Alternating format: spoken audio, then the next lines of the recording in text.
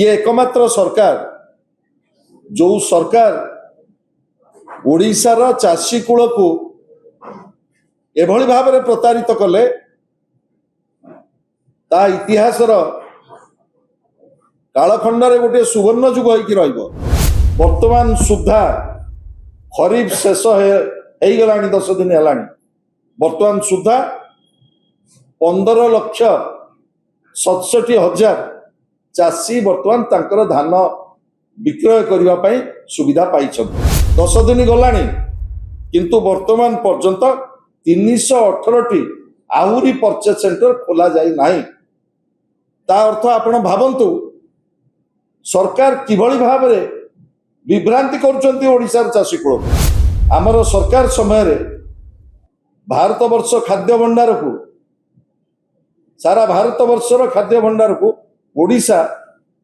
तृतीय उत्पादनकारी राज्य हिसाब से आमे मध्य केंद्र सरकार नवीन सरकार को स्वीकृति दे काली तांका वक्तव्य माननीय मुख्यमंत्री कहिसंती जे 24 वर्ष भितरे ओडिशार चाषी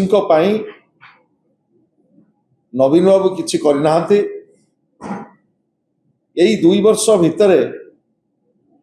ओडिशार चाषी कूल पाखरे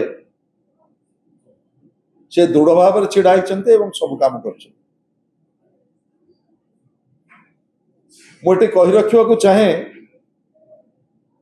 स्वाधीनतार 80 वर्ष अतिक्रांत होगा जाऊँगी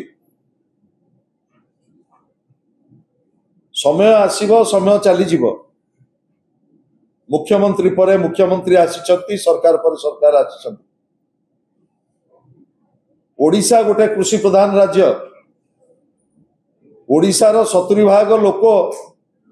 चाष पर निर्भर करती ये एकमात्र सरकार जो सरकार ओडिशार चाषी कूल को एभली भाव में प्रतारित कले ता इतिहासर कालखंडे गोटे सुवर्ण युग हो निर्वाचन समय रे प्रतिश्रुति दिगला आमे एमएसपी सहित इनपुट सब्सिडी देकी 3100 टंकार ओडिशार चाषी कूल धान किणबू ये थिला भारतीय जनता पार्टी निर्वाचन प्रतिश्रुति ओडिशार चाषी कूल किंतु जेतेबेले सरकार को आसिले सरकार जो नियम रही जो फूड पॉलिसी आनिले राज्य सरकार से कहुला स्पष्ट भाव में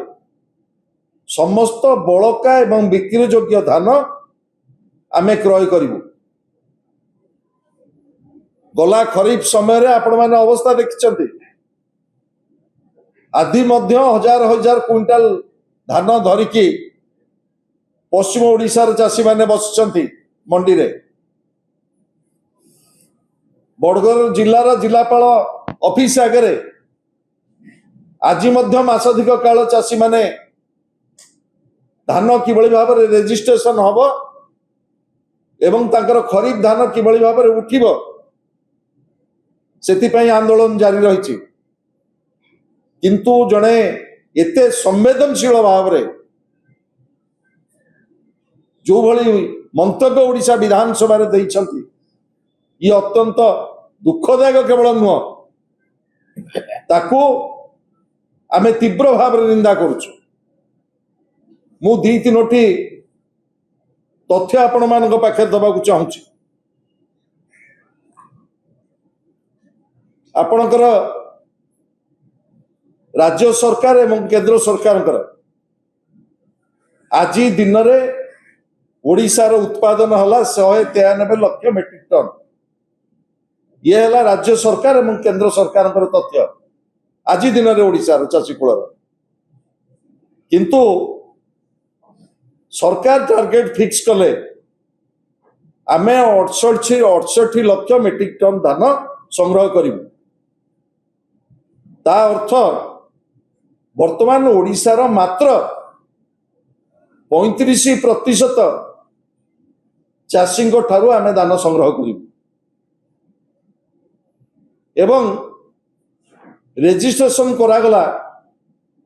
19,66,181 ଜଣଙ୍କର ଚାଷୀ। ସରକାରଙ୍କର ଯୋଉ ରେଜିଷ୍ଟ୍ରେସନ ବ୍ୟବସ୍ଥା ତା ଉପରେ ମୁଁ କହିବି, ସେଇ ଜଟିଳ ଅବସ୍ଥା ଭିତରେ ମଧ୍ୟ ଚାଷୀମାନେ ରେଜିଷ୍ଟ୍ରେସନ କଲେ। ବର୍ତ୍ତମାନ ସୁଦ୍ଧା ଖରିଫ ଶେଷ ହେଇଗଲାଣି, 10 ଦିନ ହେଲାଣି। ବର୍ତ୍ତମାନ ସୁଦ୍ଧା 15,67,000 ଚାଷୀ ବର୍ତ୍ତମାନ ତାଙ୍କର ଧାନ ବିକ୍ରୟ କରିବା ପାଇଁ ସୁବିଧା ପାଇଛନ୍ତି। ତା ଅର୍ଥ ବର୍ତ୍ତମାନ 30% ଚାଷୀ ତାଙ୍କ ଉତ୍ପାଦିତ ଫସଲ ବିକ୍ରି କରିବା ପାଇଁ ଅକ୍ଷମ ହୋଇଛନ୍ତି। ରାଜ୍ୟ ସରକାର ଚଳିତ ଖରିଫ ସମୟରେ ନିଷ୍ପତ୍ତି ନେଇଥିଲେ ଆମେ 4,137ଟି ପରଚେଜ ସେଣ୍ଟର ପ୍ୟାକ୍ସ ଲ୍ୟାମ୍ପସ ଯୋଉ ଅଛି ଆମେ ପରଚେଜ ସେଣ୍ଟର ଖୋଲିବୁ ଏବଂ ତା ଜରିଆରେ ଧାନ ସଂଗ୍ରହ ହବ। କିନ୍ତୁ ବର୍ତ୍ତମାନ ଖରିଫ ଶେଷ ହେଇଗଲାଣି, 10 ଦିନ ଗଲାଣି, କିନ୍ତୁ ବର୍ତ୍ତମାନ ପର୍ଯ୍ୟନ୍ତ 318ଟି ଆହୁରି ପରଚେଜ ସେଣ୍ଟର ଖୋଲା ଯାଇ ନାହିଁ। ତା ଅର୍ଥ ଆପଣ ଭାବନ୍ତୁ ସରକାର କିଭଳି ଭାବରେ ବିଭ୍ରାନ୍ତି କରୁଛନ୍ତି ଓଡ଼ିଶାର ଚାଷୀ କୂଳକୁ। ମୁଁ ଇଏ ହେଲା ରାଜ୍ୟର ସ୍ଥିତି ଆପଣମାନଙ୍କର ଦେଲା ବେଳେ ଆମର ଯୋଉ ପଡ଼ୋଶୀ ଛତିଶଗଡ଼,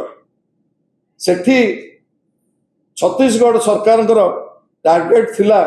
ଚଳିତ ଖରିଫରେ 80 ଲକ୍ଷ ମେଟ୍ରିକ ଟନ୍। ସେମାନେ ସଂଗ୍ରହ କରିଛନ୍ତି 141 ଲକ୍ଷ ମେଟ୍ରିକ ଟନ୍, 176%।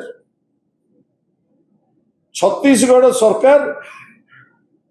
ଚାଷୀମାନଙ୍କଠୁ ସଂଗ୍ରହ କରିଛନ୍ତି 176%, କିନ୍ତୁ ଆମ ସରକାର